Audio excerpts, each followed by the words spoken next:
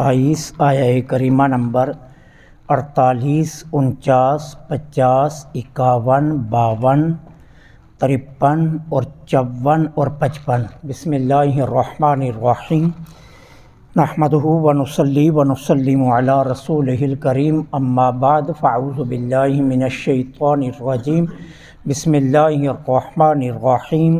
ذواتا افنان فبأي آلاء ربكما تكذبان فيهما عينان تجريان فبأي آلاء ربكما تكذبان فيهما من كل فاكهة زوجان فبأي آلاء ربكما تكذبان متکئین علی فرش بطائنها من استبرق وجنى الجنتین دان فبأي آلاء ربكما تكذبان صدق اللہ العظیم۔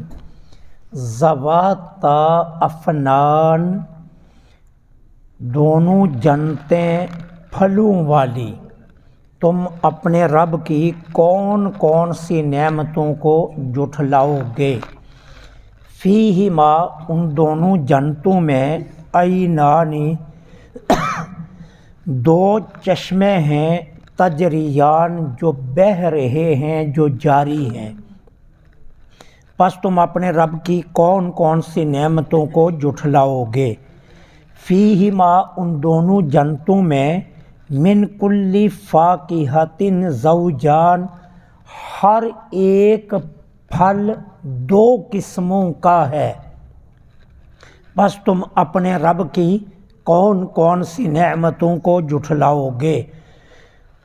اہل تقوی متکئین، تکیہ لگائے ہوئے ہوں گے، علی فرشن، ایسے بستروں پر، بطائنہا، کہ جن کا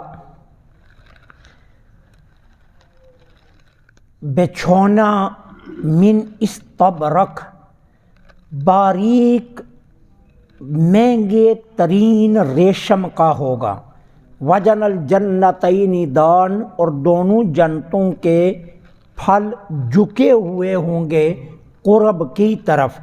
پس تم اپنے رب کی کون کون سی نعمتوں کو جھٹلاؤ گے؟ ذواتا افنان، اس کا معنی کیا ہے کہ سرسبز شاخیں ہوں گی۔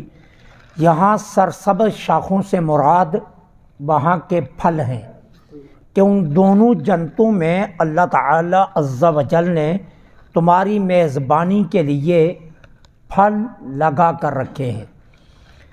اب پھلوں کو اللہ کی نعمت کا درجہ کیوں دیا گیا؟ اس لیے کہ میں نے پہلے آپ کو بتایا، پھل ہمیشہ لذت کے لیے کھایا جاتا ہے۔ فاکہہ عربی زبان میں کہتے ہی اس چیز کو ہیں جو لذت کے لیے کھائی جائے۔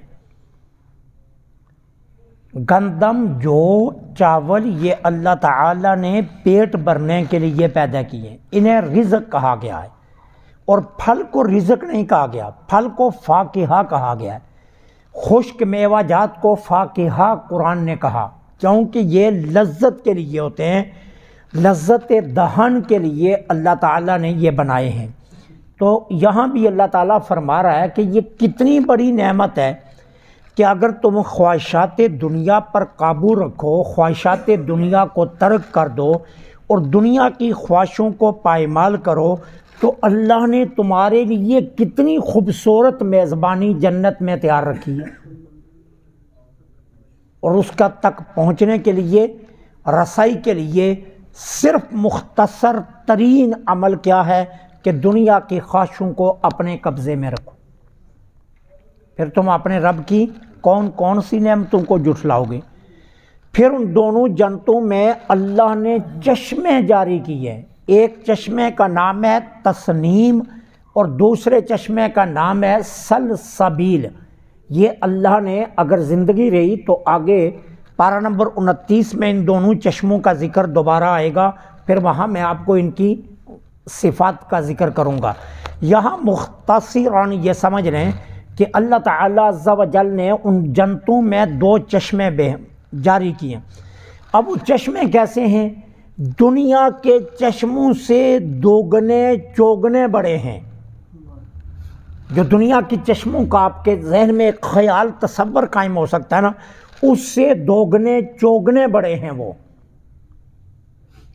پھر چشموں کی صفات کیا ہیں؟ ان کے اندر جو کنکر ہوں گے نا، وہ سرخ یاقوت اور سبز زمرد کے ہیں۔ اب ذرا آپ مجھے خود بتائیے، اگر دنیا کا بلور لیا جائے جو شیشے کا بنا ہوتا ہے، جس کو آپ پنجابی میں بنٹا کہتے ہیں، جس سے بچے کھیلتے ہیں، اگر ایسے بلور لیے جائیں اور بالکل صاف شفاف پانی کسی آپ شیشے کے گلاس میں یا شیشے کے برتن میں ڈالیں اور اس میں بلور ڈالیں تو پھر کتنا خوبصورت منظر آئے گا۔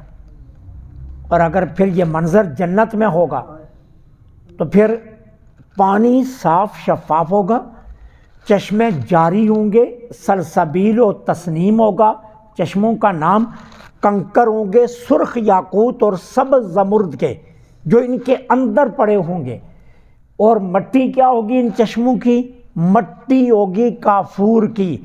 ان چشموں میں جو کچڑ ہوگا وہ ہوگا مشک کا، اور ان چشموں کے جو کنارے ہوں گے وہ ہوں گے کافور کے۔ اب اس منظر کو ذرا اپنے ذہن میں لے آئیں تو پھر دیکھیے آپ کے رب نے کس قدر میزبانی آپ کے لیے تیار کر کے رکھی۔ انسان اللہ کی نگاہ قدرت میں اتنا قیمتی ہے نا، یہ بے وقوف اپنے آپ کو سمجھتا نہیں ہے کہ یہ کتنا قیمتی ہے۔ اللہ تعالیٰ کی بارگاہ میں یہ اتنا قیمتی ہے کہ اسے اشرف المخلوقات کا تاج پہنایا گیا۔ کیوں قیمتی بنایا؟ اس لیے کہ اس کے ساتھ خواہشات کی دنیا لگا کر پھر اسے کہا اب اپنی مرضی سے مجھے سجدہ کر۔ استراراً ساری کائنات اللہ کے سامنے سربا سجود ہے۔ استراری نہیں اللہ مطالبہ کر رہا، اللہ جو مطالبہ کر رہا ہے وہ اختیاری سجدے کا مطالبہ کر رہا ہے، اس لیے اسے اشرف المخلوقات بنایا۔ اس کو معلوم ہے کہ جان کتنی قیمتی ہے، لیکن اس کے باوجود اگر یہ اپنی جان دیتا ہے، پسینے اور خون کی کمائی اگر یہ اپنے رب کی رضا کے لیے خرچ کرتا ہے، اگر رات کو تھکا ماندہ ہوا بستر پر پڑا ہے اور شدت کی نیند چھائی ہے، اور پھر رات کے آخری پہر اس لیے اٹھ جاتا ہے کہ میرا خالق میرے اوپر مہربان ہے اور میں اپنے کریم سے رشتہ جوڑ کے رکھوں، تو پھر اللہ کہتا ہے اس لیے میں نے تجھے سب سے قیمتی بنایا کہ جب تو اختیاری سجدے کرتا ہے نا، اپنی مرضی سے خواہشات دنیا کو ترک کر کے، پھر مجھے تو بہت پیارا لگتا ہے۔ تجھے بھوک کی شدت ستا رہی ہوتی ہے، پیاس تجھے تڑپا رہی ہوتی ہے، لیکن تیرا ایک رشتہ ہوتا ہے کہ نہیں، میرے مالک سے طے ہے کہ میں نے اس کے لیے روزہ رکھنا ہے۔ اللہ فرماتا ہے جب تو یہ کہتا ہے نا کہ میں نے اپنے مالک کے لیے روزہ رکھنا ہے، تو پھر تو مجھے پوری کائنات میں سب سے پیارا لگتا ہے، میں نے تجھے بہت قیمتی بنایا۔ آپ دیکھیں، آپ دنیا کی کسی بھی چیز میں چلے جائیں، ہمارے یہ بھائی ہیں ان کا کپڑے سے تعلق ہے، کپڑے کی دنیا میں چلے جائیں، پہلے وہ پاور لوم پر کپڑا تیار ہوتا ہے، اس سے پہلے دھاگا بنتا ہے، دھاگے سے پھر کپڑا بنتا ہے، کپڑا پھر جا کر کیا ہوتا ہے، کئی قسم کے شعبوں سے گزرتا ہے، کہیں اسے مانڈی لگتی ہے، کہیں اسے کیمیکل لگتے ہیں، پھر وہ پرنٹ ہوتا ہے، پھر وہ لوز بنتا ہے، پھر تھانوں میں جاتا ہے، پریس ہو کر پھر مارکیٹ میں آتا ہے، پھر آپ خریدتے ہیں، خرید کر کہاں کہاں اس کو سوئیاں چبھائی جاتی ہیں، کتنے تکالیف کے مراحل سے گزر کر آیا، اور بنا کیا ہے؟ تمہارے جسم کو ڈھانپنے کے لیے لباس۔ تو کتنا قیمتی ہے اللہ کی بارگاہ میں کہ تیرے لباس کی خاطر کپڑے کو کتنی منازل سے رب نے گزروایا، کتنی اذیتیں اس نے برداشت کی، جگہ جگہ اس کے سوئی لگتی ہے، کس لیے کہ میرے بندے کا جسم تو نے ڈھانپنا ہے۔ تو تم اللہ کی بارگاہ میں اتنا قیمتی ہے، اس لیے اس نے تیرے لیے اتنی ہی قیمتی میزبانی تیار کر کے رکھی۔ کہا ایسے چشمے جاری رکھے ہیں کہ جن کی مٹی کو میں نے کافور بنایا، جن کے کچڑ کو مشک بنایا، جن کے اندر زمرد و یاقوت کے میں نے ہیرے ڈال رکھے ہیں، اور جن کے کناروں کو زعفران بنا کر رکھا ہے، تاکہ دنیا میں خواہشات ترک کر کے آنے والا بندہ یہ نہ کہے کہ میں اتنا کچھ چھوڑ کر آیا اور میرے رب نے میرے لیے کچھ بھی نہیں رکھا ہوا۔ کہا وہ رکھا ہے جو تیرے لیے وہم و گمان میں بھی نہیں آ سکتا، تیرے تصورات کی دنیا میں بھی نہیں سما سکتا، میں نے ایسی میزبانی تیرے لیے تیار کر کے رکھی۔ اب بتا تو اپنے رب کی کون کون سی نعمتوں کو جھٹلائی۔ پھر اس کے بعد فرمایا فیہما من کل فاکہۃ زوجان، پھر ان جنتوں میں اللہ نے ہر پھل دو قسم کا تیار کر کے رکھا ہے، دو قسم کا، ہر پھل دو قسم کا ہوگا۔ کیا؟ تازہ بھی ہوگا، خشک بھی ہوگا۔ ایک سیب ہے وہ تازہ بھی ہوگا اور اس کے ساتھ خشک سیب بھی ہوگا۔ کیلا ہے تازہ بھی ہوگا، خشک بھی ہوگا۔ مالٹا ہے تازہ بھی ہوگا، خشک بھی ہوگا۔ بیر ہے تازہ بھی ہوگا، خشک بھی ہوگا۔ اور کمال یہ ہوگا کیا، کسی پھل کے ذائقے میں کوئی فرق نہیں ہوگا۔ جو صبح آپ سیب کھائیں گے وہی اسی درخت سے دوپہر کو سیب توڑیں گے تو جو ذائقہ صبح آیا تھا دوپہر کو اس سے بھی زیادہ لذیذ آئے گا۔ جو شام کو اسی درخت کے پاس سے سیب توڑیں گے تو وہی درخت ہے لیکن اب ذائقہ بدل جائے گا۔ قرآن میں سورہ بقرہ میں آپ پڑھیں، میرا رب فرماتا ہے ہر لمحے ذائقہ بدلے گا اور پہلے ذائقے سے دوسرا ذائقہ زیادہ لذت والا ہوگا۔ میں نے ایسے پھل بنا کر رکھے تیری ذات کی خاطر۔ دیکھ کتنا اہتمام ہے، کتنا اہتمام ہے۔ مجھے یاد ہے کہ ایک مرتبہ وہ زرداری صاحب گجرات گئے تو قاہرہ صاحب نے ان کی دعوت کی، نہیں چند صاحب نے ان کی دعوت کی تو اخبارات میں یہ دعوت بڑی چھائی۔ کہا جی وہاں انہوں نے 40 ڈشز بنائی تھیں اور ہر ڈش کوئی ان نے ڈشز چھوڑی نہیں۔ مچھلی تھی، بٹیر تھے، چڑیاں تھی، وہاں پائے تھے، وہاں مٹن تھا، بیف تھا، چکن تھا، پتہ نہیں کیا کیا طرح کی ڈشیں تھیں، ٹھیک ہے۔ اب کہا گیا کہ یہ پاکستان کی تاریخ کا سب سے بڑا اہتمام تھا جو زرداری صاحب کے استقبال کے لیے کیا۔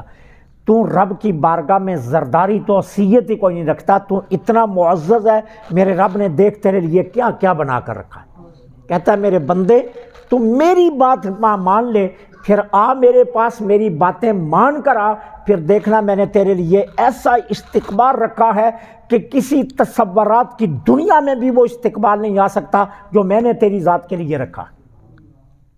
تو کہا ہر قسم کا پھل ہے، اور صحیح حدیث پاک میں آتا ہے، میرے آقا فرماتے ہیں اندرائن جو پھل ہے نا یہ کتنا کڑوا ہوتا ہے، جس کو آپ قرطمہ کہتے ہیں، قرطمہ پھل جو ہے یہ کتنا کڑوا ہے۔ اللہ نے کہا میرا بندہ دنیا میں قرطمے سے ڈرتا تھا، جنت میں اس کو اتنا لذیذ رب نے بنایا ہوگا کہ بندے کا دل کرے گا سیب چھوڑ کر میں قرطمہ ہی کھاتا رہوں۔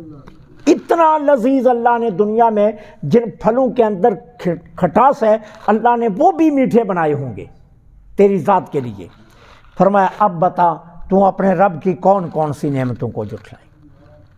اچھا، متکئین علی فرش، یہ اہل جنت تکیہ لگا کر بیٹھے ہوں گے ایسے بستروں پر جن کے استر، ایک ہوتا ہے ابر اور ایک ہوتا ہے استر۔ ہمیشہ ہمارے یہاں دستور یہ چلتا ہے کہ ہم استر ہلکے کپڑے کا لگاتے ہیں، ابر مہنگا کپڑا لگاتے ہیں۔ رضائی کے نیچے کا جو کپڑا ہوتا ہے اس کو کیا کہتے ہیں؟ استر، اور جو اوپر کا ہوتا ہے اس کو کہتے ہیں ابر۔ ابر مہنگا لگایا جاتا ہے، استر ہمیشہ سستا لگایا جاتا ہے۔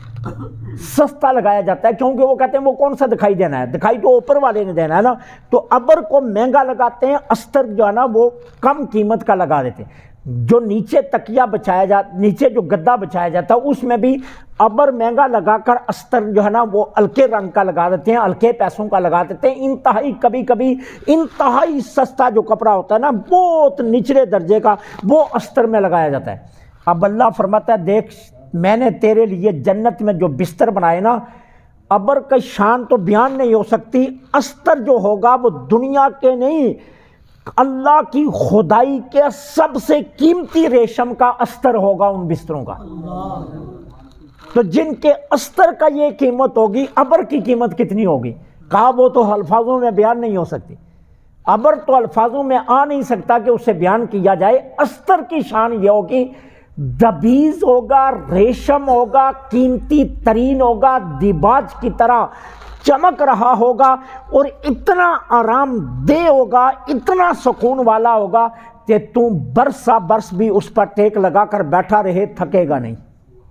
متکئین، ٹیک لگا کر، علی فروشن، ایسے بستروں پر، بطائن، کہ جن کے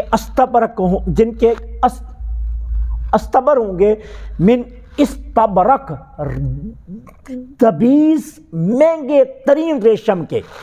وجن الجنتین دان. ہاں وہ بے وقوف کدھر بھاگا پھرتا ہے، کیوں ادھر ادھر ماتھے ٹیکتا پھرتا ہے؟ اپنے رب کے سامنے ماتھا ٹیک. مولا کہتا ہے میں تو تجھے اتنی تکلیف بھی نہیں دینا چاہتا، تجھے اٹھنا پڑے، جنت کے پھل جہاں تو بیٹھا ہوگا وہیں جھکا دوں گا، تجھے اٹھنے کی تکلیف بھی نہیں دوں گا. وجن الجنتین دان، تیرے قریب کر دوں گا جنت کے پھلوں کو، تو بیٹھے بیٹھے جو چاہے گا وہ تیرے سامنے آ جائے گا.